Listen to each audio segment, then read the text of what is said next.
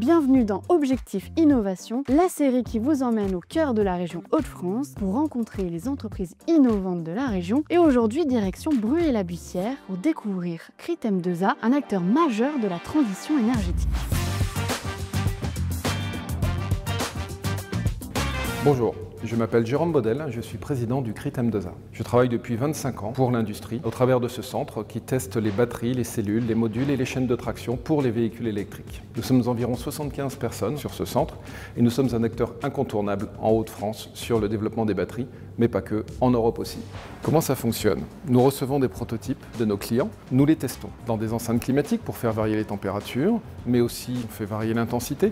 Le principe est de tester ces cellules pour qu'elles soient le plus sûres possible, le plus efficaces possible, avec le plus d'autonomie possible dans les véhicules de demain.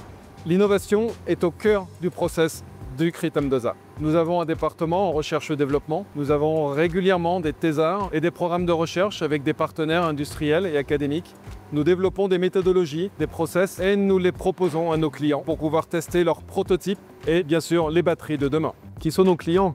Eh bien, ce seront les constructeurs, les équipementiers automobiles en Europe, les gigafactories aussi, et à 80% bien sûr, ce sera dans l'automobile. L'électrification des transports ne concerne malgré tout pas que l'automobile, on va travailler aussi pour l'aéronautique, l'aérospatiale, les engins spéciaux, et même la défense. Mais malgré tout, ce sera quand même principalement l'automobile. En 2020, le Critem2A a vécu un moment un peu difficile puisque nous avons dû transformer nos essais qui étaient principalement sur des moteurs thermiques pour arriver sur le test des batteries, des cellules et de la chaîne de traction électrique. Il s'agissait d'accompagner la transition énergétique. À ce moment-là, nous avons eu vraiment besoin d'être aidés.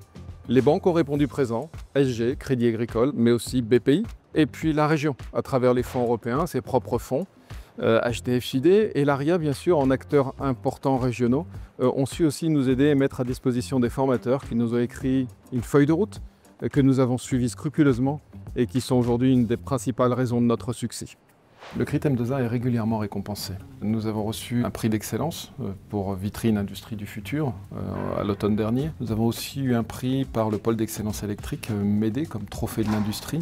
Nous avons été récompensés par le pôle d'excellence e-Trans et aussi par la région et HDFID en tant qu'entreprise innovante. Quand il faut parler d'avenir, il faut se poser la question de la filière du véhicule électrique. Au CRIT, nous sommes résolument optimistes sur cet avenir.